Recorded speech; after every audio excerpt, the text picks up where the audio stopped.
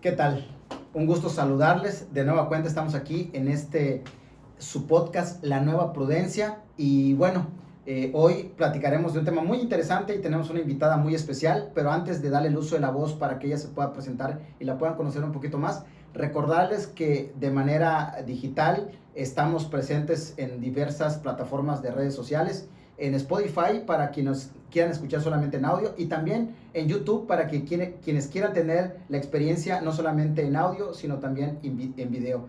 Les invitamos por favor a que nos puedan compartir porque es la manera en la que podemos llegar a más personas y entonces podamos hacer de este proyecto, podemos hacer una realidad de seguir trayendo invitados que puedan resultar de temas interesantes.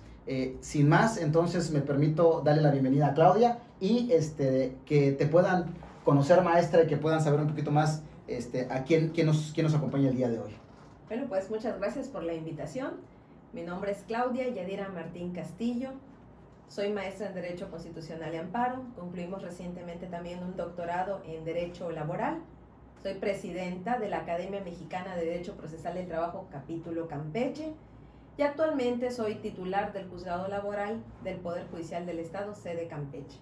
Que sabemos que Campeche fue una de las primeras entidades federativas en iniciar funciones en la primera etapa de la implementación. Ok, muy bien. Bueno, pues entonces se pueden dar cuenta de la talla de nuestro invitado el día de hoy. Y hablaba maestra de que Campeche fue de las primeras entidades en donde entró el nuevo sistema de justicia laboral. En el próximo mes, en noviembre, se cumple un año de esto. ¿Cuánto tiempo se cumple? Y cómo ha visto usted la introducción de la judicialización en la materia laboral.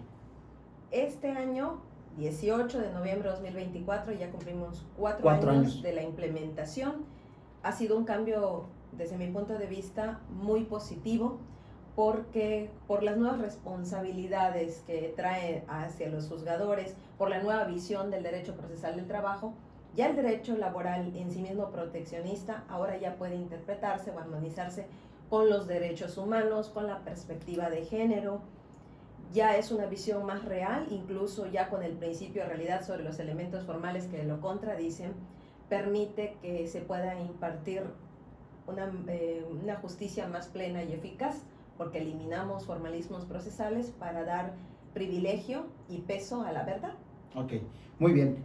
Uno de los puntos torales de la reforma laboral tiene que ver con una cuestión de perspectiva de género. ¿Cómo responde la reforma laboral de 2019? ¿Cómo responde en un país donde la brecha es tan grande en cuestión de equidad, perspectiva de género? ¿Cómo responde la reforma a esta invariable necesidad? Bueno, el primer punto que trae la reforma es hacer visible el concepto de perspectiva de género y sobre todo introduce en la literalidad un derecho fundamental. Sabemos que este derecho fundamental es el derecho laboral a un ambiente libre de discriminación y de violencia. Los que recordamos, tenemos la Convención Belém do Pará, ahí se habla sobre la violencia en contra de las mujeres y una de las obligaciones del Estado es erradicar el tipo de violencia. Hemos hablado de violencia pública, de violencia privada, pero ya en el derecho laboral ya se habla especialmente ahora de erradicar la violencia en el mundo del trabajo, en el centro laboral, ya introducida como ver el derecho del trabajo no solo desde el punto de vista de prestaciones económicas, es decir, que la persona trabajadora no solo piense que si sufre algún despido injustificado va a reclamar aguinaldo, vacaciones, la indemnización constitucional, prestaciones netamente económicas, sino ahora también va con mira a la dignidad humana a reclamar también el resarcimiento, por decirlo así, de un daño derivado con motivo de la violencia laboral, que incluso ya amerita sanciones y también una reparación del daño. Ya la Ley Federal del Trabajo no se va a interpretar solo en sí misma como la ley reglamentaria, sino la vas a interpretar en conjunto de los convenios internacionales, la vas a interpretar también desde la Ley General de Acceso a las Mujeres a una vida de violencia, que incluso en el contenido de esta ley general, pues ya encontramos definida lo que es la violencia laboral y que esa está relacionado con temas de derechos de las mujeres. Ok, me da la pauta maestra para comentar algo muy importante. Mucho hemos escuchado y ha habido una concientización sobre juzgar con perspectiva de género.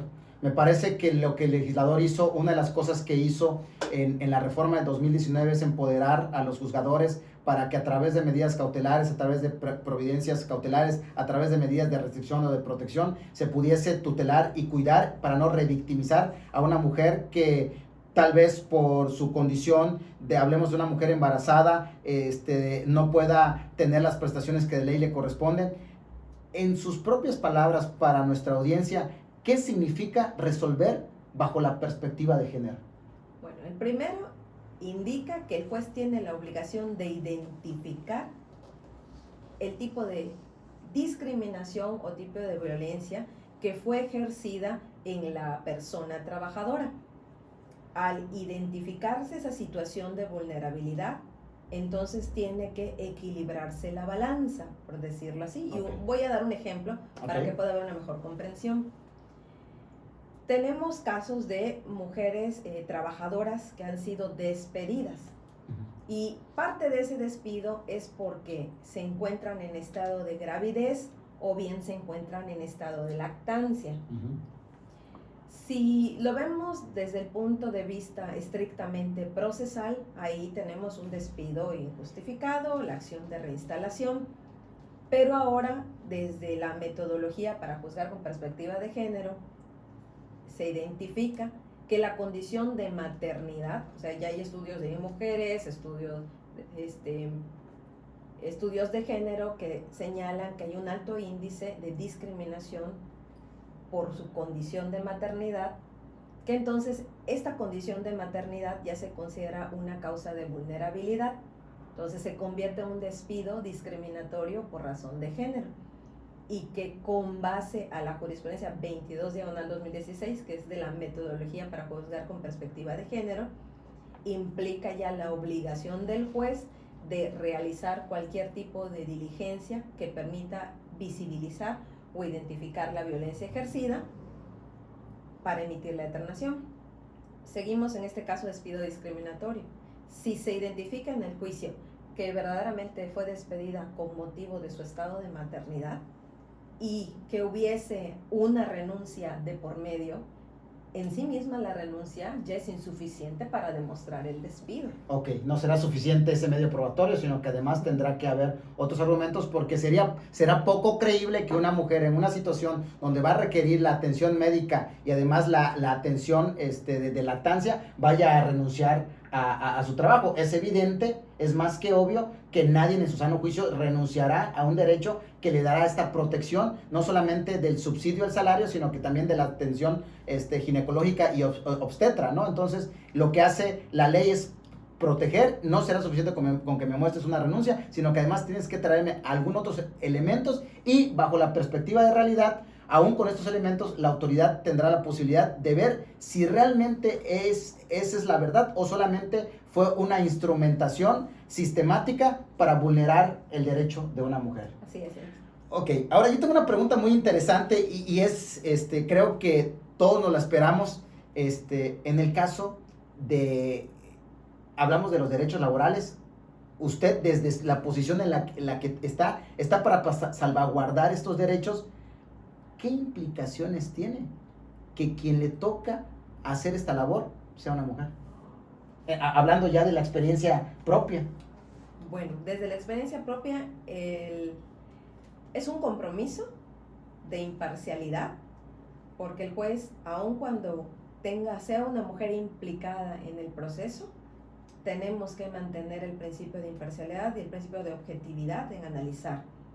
Tenemos la obligación también de hacer cumplir las convenciones internacionales. Por ejemplo, repito nuevamente la Convención Belém do Pará, que implica la obligación de erradicar la violencia, pues hay que tomar con seriedad, hay que ordenar las diligencias que sean necesarias para poder visibilizar, y hay que imponer la sanción correspondiente para poder sancionar la violencia del trabajo.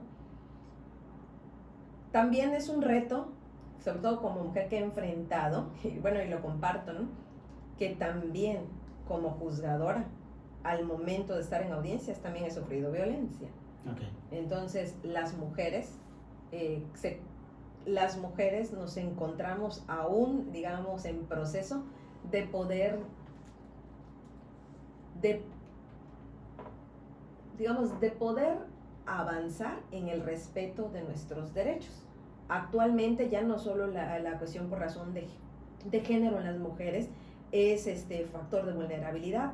También estamos hablando de las enfermedades, como por ejemplo hay trabajadores que padecen cáncer, trabajadores que padecen VIH, que también es un factor de discriminación. Entonces, ¿eso qué implica? Un compromiso para el juzgador de estar preparado, no solo en temas de derecho sustantivo y procesal del trabajo, sino en temas de derechos humanos, en considerar los protocolos para juzgar con perspectiva de género, de discapacidad, de la infancia.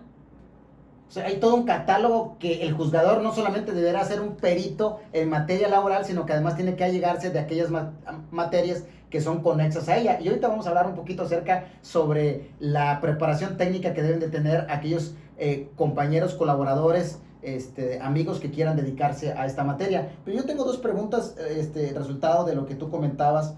Esto es un dato curioso y si lo tienes, si no, no pasa nada. En porcentaje, en un promedio, en nuestro país, hablando de los grupos en los que ustedes pertenecen, ¿qué porcentaje los jueces son mujer y qué porcentaje son hombres? Un número o un porcentaje que se pueda tener o un acercamiento. Bueno, vemos que en el Poder Judicial Federal se busca 50% hombres, 50% mujeres. Pero a nivel estatal no cubrimos ese porcentaje. Cuota. Bueno, un ejemplo voy a dar aquí en Campeche. Okay. Solo somos dos sedes. Uh-huh. Sede Campeche y sede Carmen. Sede Campeche tiene 14 distritos, sede Carmen tiene 2. Ambas somos mujeres. Okay. Pero ¿cómo cuando se implementa la reforma, cómo poder garantizar esa paridad de género? Uh-huh. Bueno, pues cuando nos inscribimos en el proceso, todos éramos unos números. Nadie sabía quiénes somos ni el género que teníamos, ¿no? Yeah. Entonces digamos que pudimos competir en igualdad de circunstancias, seas hombre o mujer. Solo en lo personal, cada quien sabía cuál era su clave alfanumérica para el concurso. Okay. Y el tribunal, digamos, hasta el momento en que se revela quién ocupaba los lugares, fue que se pudo revelar, digamos, el género de la persona. Número tal, y resulta que es fulano de tal, entonces ahí ya sabes quién fue el que resultó. Oh, interesante. Sí, entonces digamos una manera de que garantizar esa equidad, ¿no?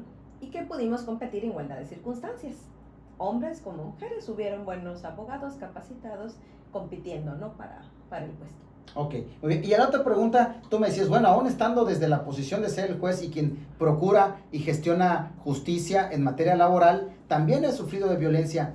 Pregunto otra vez, ¿no será que también en un país en donde existe un sistema patriarcal, en donde existe, pues, aún en micromachismos y situaciones, ¿cómo me va a venir a decir una mujer que sea juez si yo tengo o no tengo la razón? ¿Será que a veces esto incide en que haya violencia en los juzgados porque no nos da el creer que una mujer sea quien nos esté juzgando? Pues en la actualidad aún permea ese machismo. Okay. Incluso, bueno, en confianza, dice, vamos a decir que en un lugar de la Patagonia, que no es Campeche, dice, ocurre que cuando se revisan, bueno, actualmente el juez tiene la obligación de revisar a conciencia cualquier convenio que sea presentado, claro, antes de darle la sanción. Pero si ha tocado ver que en vía pública en el juzgado un abogado enojado gritó que la justicia laboral está así porque está en manos de las mujeres, está en precaria situación porque está en manos de las mujeres. Terrible. Enojado porque hace un convenio entre particulares que en el procedimiento nuevo quería ratificación. Ya sabemos que ya no se utiliza ese tipo de figura. Si quiere ratificarlo, para eso está en el Centro de Conciliación Laboral, previa cita. Pero ya en sede judicial tiene que ser el convenio aprobado por el juez y certificado el pago delante del juez o mediante instrucción del secretario instructor. Entonces, cambiar este chip, o sea, fue una de las dolencias. Y es cultural también, ¿no? Es una cultura donde, pero, a ver, de entrada lo que vemos que hay un sesgo, quien sea, quien haya sido y la materia que sea, increíble pensar de que hay esta situación o se da esta situación en función o con base a que la justicia está en manos de una mujer. Terrible eso, ¿no? Terrible por un lado. Pero por otro lado es también la ignorancia y el desconocimiento de las nuevas reglas en las que operan en la actualidad, y si tú desconoces eso y crees que porque lo has hecho 20 años así tendría que hacerlo, ¿qué crees? No, las reglas cambiaron y hay nuevas operaciones, y para eso lo tendrías que haber hecho en el centro de conciliación, ¿no? Muy bien, gracias por este ejemplo. Ahora quiero de manera abrupta, que nos platique. Sabemos que ha tomado en los últimos meses, ha tomado mucha presencia la Academia Procesal Mexicana del Derecho del Trabajo aquí en Campeche, y que es un capítulo que lo que se busca es precisamente la profesionalización, y además que Campeche sobresalga porque tiene abogados especialistas en materia laboral. Le toca presidir, no solamente ser la primera presidenta del capítulo Campeche, sino que además esta labor titánica de lo que significa la Constitución como tal. ¿Cómo se siente? ¿Cuál es la visión? ¿Cuál es la misión? ¿Qué es lo que se espera con la academia? ¿A quiénes invitaría? Platíquenos un poco sobre esa faceta que también tiene, ya no de juzgadora, sino como presidenta, y de la responsabilidad de liderar el capítulo Campeche de la Academia Procesal Mexicana del Derecho del Trabajo.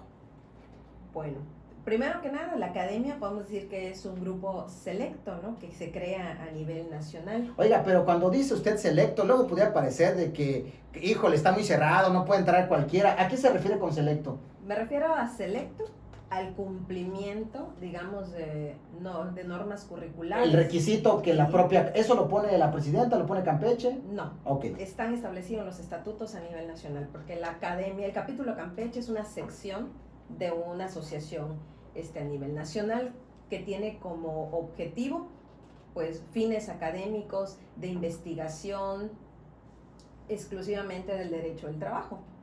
Entonces, ¿qué es lo que busca? Precisamente la profesionalización del derecho del trabajo. Bien sabemos que ha costado muchos años en materia laboral que pudiera darse, al menos podemos decir, la apenas profesionalización del derecho, porque antes cualquier persona podría litigar, tuviera título y cédula, no importara. Sí, es correcto. A partir de la reforma del año 2012 es que ya se exige a los litigantes pues título y cédula profesional. Ahora, en la reforma del 2019, con la Ley Federal del Trabajo, ya hablamos de una competencia técnica y sistemática. Entonces, lo que busca la academia es reunir a abogados laboralistas con experiencia, conocimiento, es decir, no basta su título y cédula, sino que también tengan el expertise, pero también, sobre todo, una ética.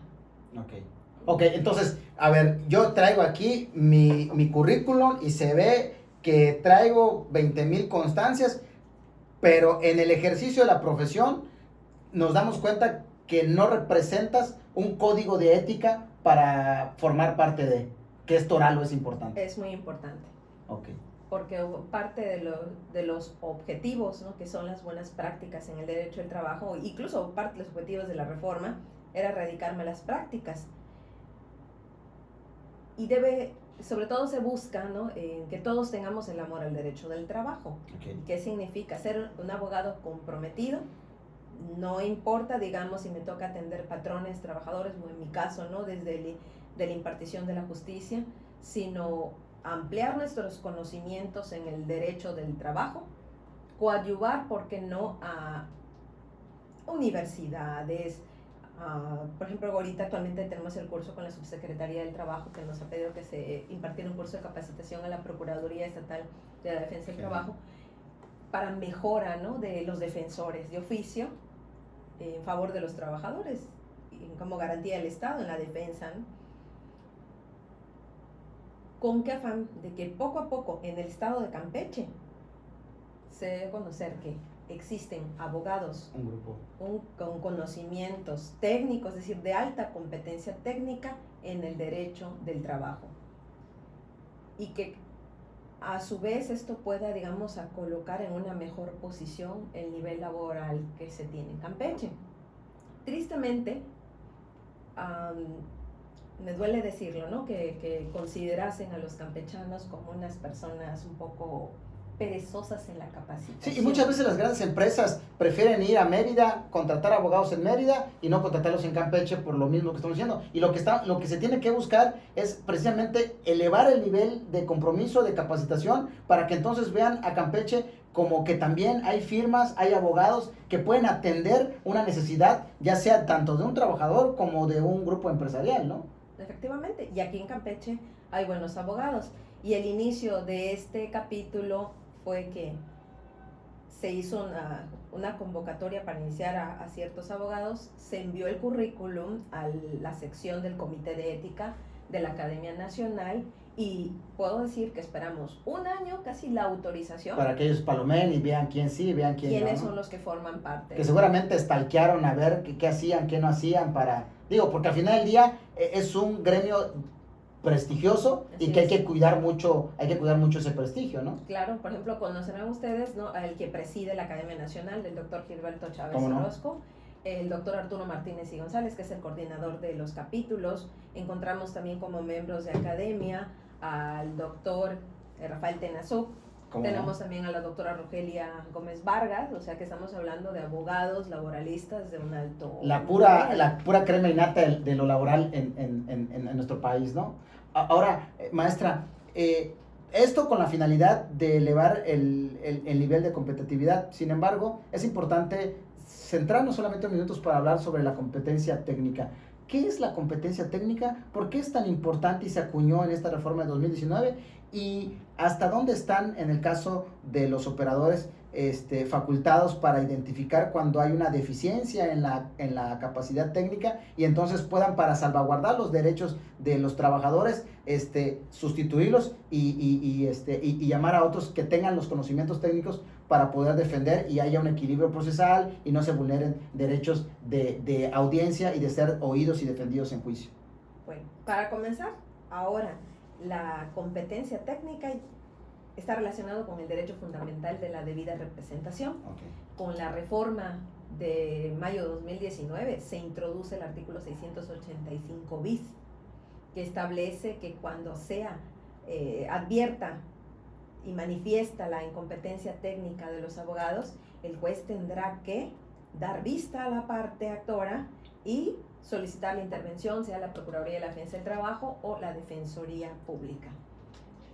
Si interpretamos el objetivo de este artículo, es precisamente garantizar la debida defensa tanto del actor como del demandado en el proceso, porque dice las partes, no hace una distinción. No hace distinción, ok, eso es muy bueno. Entonces, ¿qué implica esta competencia técnica? Primero que nada, el conocimiento de derecho sustantivo y derecho procesal del trabajo. Sí. Porque las reglas procesales han cambiado. 180 grados han cambiado. Totalmente. Segundo, la conducción educada, congruente en el momento de estar en la audiencia. Es decir, el abogado que vaya a asistir a una audiencia debe conocer los conceptos que se manejan en la misma. Por ejemplo, hay abogados que no saben cuál es. Cuando tú le hablabas de se apertura fase de legitimación en la audiencia preliminar y se quedan con ¿qué es legitimación? Entonces el juez tiene que decir solicitudes de personalidad, para que entiendan, cuando sabemos que la legitimación es un concepto que conocemos de teoría del proceso. Exactamente, es teoría general del proceso. Pero implica que hay que recordar. Entonces estábamos acostumbrados a ver fase de personalidad en las juntas, ¿no? Que cuando ahora la ley nos habla de fase de legitimación, que es un apartado que lo vemos en las reglas generales de la audiencia preliminar, ¿y qué es lo primero para poder continuar, ¿no? O sea, de ahí parte todo, ¿no? De ahí parte irte a un juicio en rebeldía, de ahí parte poder hacer las objeciones o las manifestaciones que a tus intereses convengan. De eso dependerá que estés ahí presente y que puedas actuar, ¿no? Otro punto, ¿no? Que en el antiguo sistema, en el sistema tradicional laboral, vemos que existían los recursos de revisión de actos del presidente y de actuario. En el nuevo sistema ya no. Entonces, si el abogado no lee las reglas procesales nuevas, me ha tocado recibir en el juzgado en este año la interposición de recursos. De manera, cuando el único recurso que la ley prevé ahora, el único recurso es el recurso de reconsideración. El recurso de reconsideración. Entonces ahí vemos que es el primero que nada es el conocimiento de la norma y el proceso. Norma sustantiva, norma procesal como competencia técnica. En segundo, mi capacidad de argumentar, claridad, certeza, congruencia. Pero sobre todo, también incluimos ya control de emociones, porque puede ser que Contención no estés de acuerdo con el juez y sus determinaciones, pero gritar y levantar la voz no es una solución. Y tiene facultades para el uso de la fuerza pública. Por supuesto, aplicas correcciones disciplinarias. Por ejemplo, ser grosero en la audiencia, que estuviera aquí mi secretario, no tuviéramos tantas anécdotas que contar. Ser grosero en la audiencia incluso pone en riesgo a los clientes. Imagínate que estemos en una audiencia de juicio que te toca absolver posiciones, porque me ha tocado que se ¿y usted quién es para interrogarme? Abogados extranjeros. Claro. Es decir, bueno, lea las reglas de la prueba confesional, artículo 790, el juez de oficio puede realizar las preguntas. Interrogar. Entonces, digamos, ¿qué puede pasar? Digamos, no controlar mis emociones y confrontarme, sea contra mi contraparte o con el juez. Bueno, pues te aplican corrección disciplinaria, te expulsan de la sala. Su te multa. Dicen, independientemente, la confesión ficta. ¿Por qué? Porque claro. no te suspende el desahogo de la prueba. Continúa la diligencia. Formúlense posiciones y certifíquese que fue expulsado. Injustificada asistencia, confeso de las posiciones. Independientemente de las multas que te vienen, ¿no? Por tu indisciplina. Por supuesto. También importante, ahora los abogados tienen que involucrarse en las tecnologías, en el uso de los medios tecnológicos. Algo tan sencillo, ¿no? Por ejemplo, el buzón electrónico, que incluso el sistema que utilizamos en el Poder Judicial es demasiado sencillo. No tiene tanta ciencia, ¿no? Para operar. Y me ha tocado ver que hay abogados que no revisan el buzón, y por no revisar el buzón no llegan a las audiencias preliminares, términos, no llegan a las audiencias de juicio, y evidentemente si no llegas a tu audiencia de juicio no desahogas las pruebas que ofertaste, sea para tu representación como parte autora, peor para la parte demandada, y las consecuencias pueden ser fatales.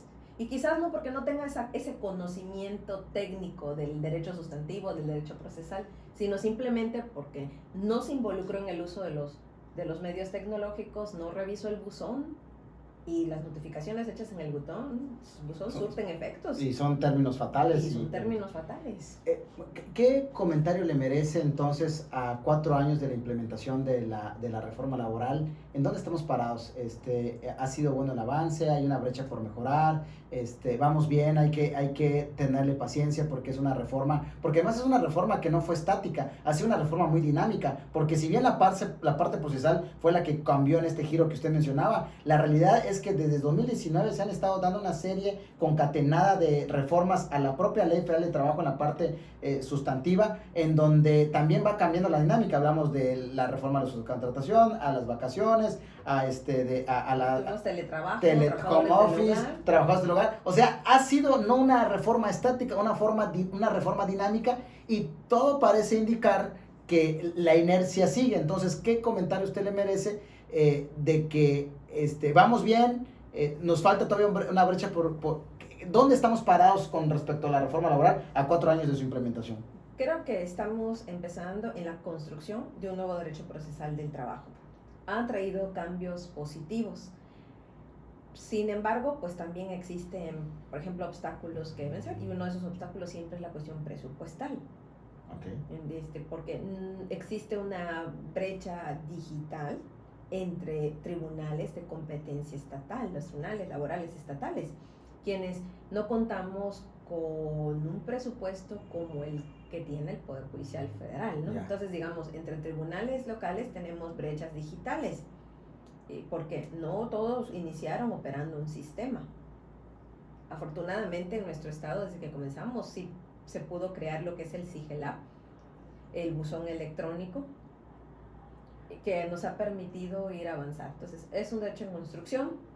También necesitamos todos los abogados, incluyéndome, tener el chip de la conciliación, es decir, ver la conciliación como una forma eficaz de concluir el procedimiento.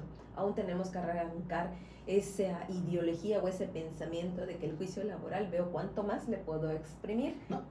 Me ha tocado estar en audiencias donde la parte demandada realiza muy buenos ofrecimientos, incluso de los 90 días de indemnización constitucional, el pago de las prestaciones irrenunciables, primas de pagos antigüedad, primas de antigüedad, incluso a veces ofertas salarios vencidos, pero los actores siguen viendo como una minita. Y eso va en quien los Detrimento. representa, ¿no? Porque ahí fungen los abogados un papel muy, muy importante. Entonces, digamos que aún estamos en miras de poder erradicar lo que son ese tipo de faltas de lealtad procesal y actuaciones improcedentes. Yo quiero hacer un comentario sobre esto porque yo creo que es algo que hay que desconstruir, pero también empezaron a vender de la vieja usanza, vender que conciliar es no ser abogado. Porque pues negociar y ser conciliar. No, yo soy abogado y lo tengo que demostrar en audiencia de juicio. Allá en los tribunales o antes las juntas de conciliación, ahí es donde se ve el abogado. El que concilia, ese no es abogado. Yo creo que esa es una forma. El artículo 17 de la Constitución Política de los Estados Unidos Mexicanos, cuando habla sobre los mecanismos alternativos de solución de controversia, hay una jurisprudencia muy bonita que habla de los mecanismos autocompositivos y heterocompositivos y te dice que desde la mediación, la conciliación, el arbitraje, bueno, un sinfín, y te dice, el juicio solamente es una de muchas maneras de resolver un conflicto. Entonces, la realidad es que hoy tener técnicas de negociación, de conciliación, de mediación, someterte al arbitraje, escuchar tu opinión, por supuesto que vas a escoger la que te reduzca costos y tiempos y que le dé mejor resultado a tu cliente. Y en muchos casos, no es el juicio, ¿eh? Para mí no es el juicio, porque a veces terminas con una sentencia, pero luego ejecuta la sentencia. Pero no siempre puedes acabar con la sentencia favorable a tus intereses. Además, en la experiencia, ¿no? Y con las facultades que tiene el juez, que le conceden los artículos 782 y 873K, es que el juez le interesa buscar la verdad. ¿Cómo le hace para aprenderse tantos artículos? 873 y 853, los tiene todos claritos. Bueno, creo que ha sido parte, ¿no? En la cotidianidad de todo el día, y todos los días los tiene, pero bien. Que dice, bueno, el juez puede realizar cualquier diligencia para buscar la verdad. Por ejemplo, yo en lo personal he tomado ese compromiso de que incluso para emitir una condena, esta condena tiene que ser justa. Y en mi caso,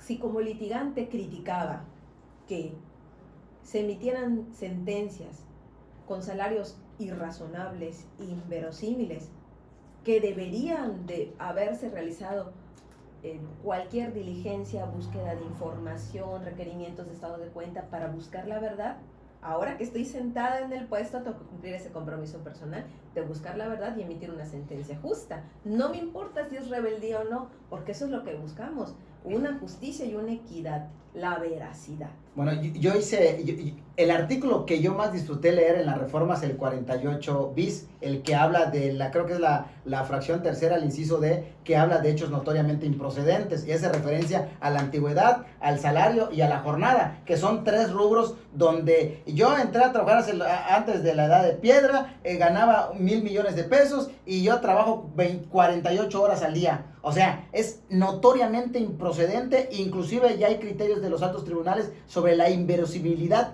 de esas figuras, y el legislador lo que hizo es, prenderle foquitos a nosotros los litigantes para que sepamos de que ya no podemos seguir en esa inercia donde pido una carta a Santa Claus y entonces simplemente se fue en rebeldía en juicio y entonces en automático te tengo que entregar todas las prestaciones legales y extralegales por el simple hecho que no hubo una defensa. Me parece que eso no era justicia. No, era legalidad. Y no es lo mismo la legalidad que la justicia. Son dos cosas totalmente diferentes. Exacto. Y hoy los jueces tienen que ejercer justicia. Y por eso estamos viendo un país que está sacudiendo muchos temas, porque están esperando que verdaderamente la autoridad se allegue de la verdad, y con base en estas verdades, en estos hallazgos, con estos medios de prueba, entonces puede emitir justicia, y que entonces se le puede dar a cada uno lo que verdaderamente le corresponde y no lo que simplemente pidió por pedir, y que por un formulismo procedimental donde sí una parte erró, entonces simplemente pues te vas a llevar una condena de millones de pesos, ¿no? Sí. Fíjense que de los primeros juicios, ¿no? Porque ahora sí hay que reconocer que ahora las mujeres trabajadoras ya tienen la valentía de denunciar. en las demandas los actos de violencia de género, de actos de violencia laboral. Por ejemplo, en alguna ocasión que tuvimos surge un despido y el patrón se defiende y señala, bueno, es que sí lo rescindí, pero porque es que infringió un acoso sexual a sus compañeras y lo realicé de esta forma.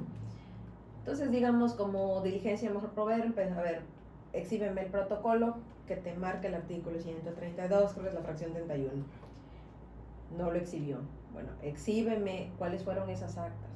Entonces decía, uno de los argumentos era es que se está usted excediendo de las funciones. El derecho del trabajo es un derecho protector de los trabajadores. Claro. Decimos, sí, pero primero que nada, digamos, en la obligación convencional de la Convención Pelén do Pará y el principio de debida diligencia y la jurisprudencia 22/2016, que es algo que los jueces tenemos que tener, pero aunque seas juez laboral, tienes que tener estos conceptos en la cabeza. Tengo la obligación de identificar si verdaderamente las mujeres que me está indicando el patrón sufrieron violencia, porque necesitamos sancionar a grado Carla. Cuando empezamos con este asunto, no teníamos ningún criterio de los que ya están en el semanario judicial. Entonces estás trabajando sin una herramienta, ¿no? Claro. ¿Por qué? Porque estamos construyendo el derecho. No sé si las ventajas o las desventajas, ¿no?, de haber iniciado en el sistema desde cero, es que no teníamos nada y nosotros teníamos que construyendo, ¿no? Entonces, digamos, durante las investigaciones relacionadas con la audiencia de juicio, tuvimos que realizar diligencias, como, por ejemplo, ir el juez a buscar a esa víctima de violencia que no quería venir porque no quería confrontar, y envió un escrito dirigido a mi persona, decir, sí pasó, no es mi deseo ir, no quiero verlo. Y decía, hasta el padrón decía, bueno, no la puedo obligar a traer, me desisto de la prueba. Decir, bueno, sí, le puedo permitir el desistimiento de la prueba porque es un derecho que tienen las partes, claro, de señalar qué pruebas quieren que se desahoguen y cuáles no. Pero con el principio de debida diligencia que marca el artículo 7 de la Convención Pelén do Pará, tenía yo que buscar esa verdad, ¿no? Y pues dije, bueno, la ley no dice que el juez no va a salir de su sala. Entonces, digamos, con un secretario, por la fe pública del secretario, que incluso también los secretarios que tengan el juzgado también están capacitados en temas de derechos humanos, perspectiva de género, acudimos y podemos decir perfeccionamos, porque la jurisprudencia marca perfeccionar, ¿no?, el documento. Y no solo obtuvimos el documento, obtuvimos muchos más datos, ¿no?, que te hacen ver que en la vida cotidiana verdaderamente sí existe la violencia, ¿no?, laboral en su vertiente de acoso y hostigamiento, ¿no?, que resultó no ser solo una persona, sino resultaron ser más personas. Y es una figura que se ha acuñado. Yo, cuando me ha tocado platicar en alguna ocasión, en algún foro o en algún conversatorio sobre este tema, platico que, así como, para que nos puedan entender de qué estamos hablando, así como hemos escuchado mucho del bullying y que se da mucho en los niños, en los trabajadores hay una figura que se llama el moving. Y entonces es lo que ocurre, la tipología del moving se da de manera dinámica igual, tanto de manera ascendente como descendiente, de manera horizontal, de manera vertical,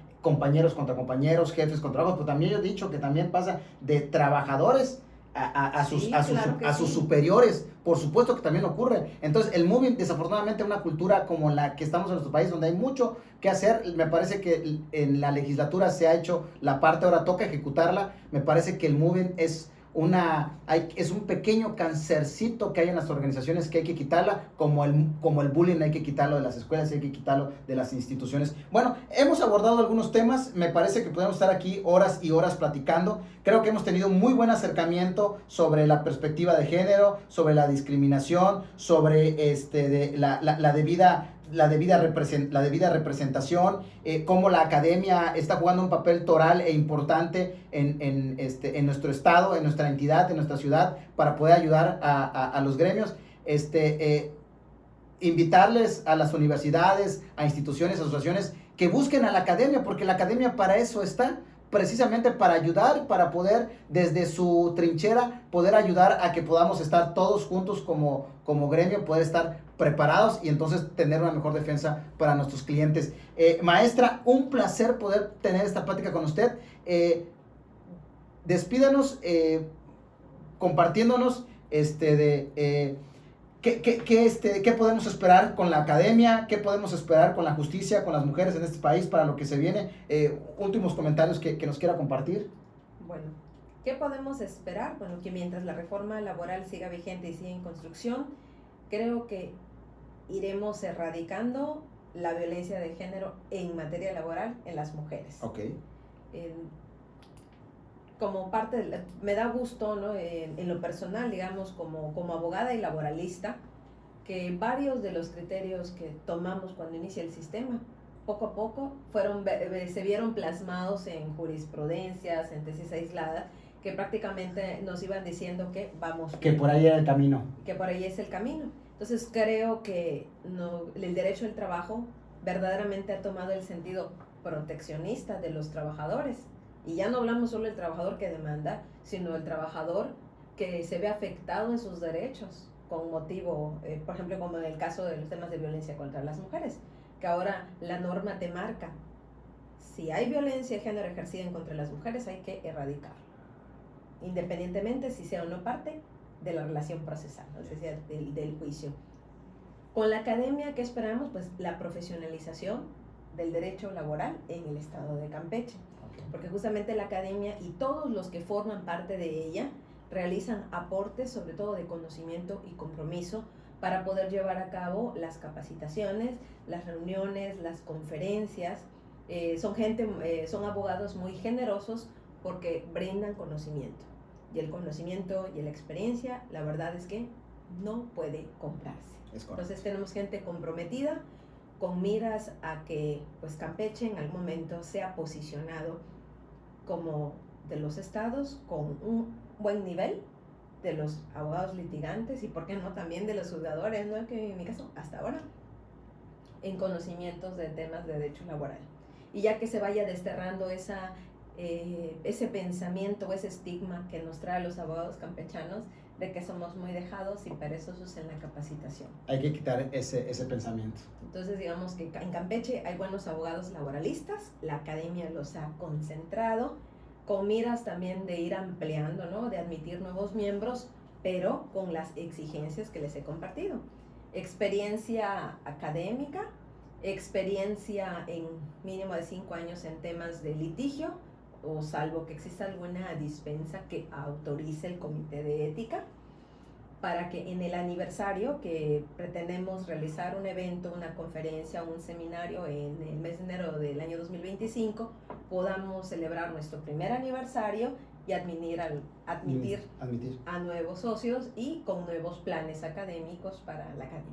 Muy bien, pues si usted entonces está interesado en participar en la academia, capítulo Campeche del Derecho Procesal del Trabajo, búsquenos, sigan la academia en las redes sociales, los pueden encontrar así como Academia Mexicana de Derecho Procesal del Trabajo, capítulo Campeche en Facebook. Miren que en Campeche hay mujeres laboralistas muy buenas y hoy tenemos presente a una de ellas. Hoy estamos muy bien representados en materia de juzgadores.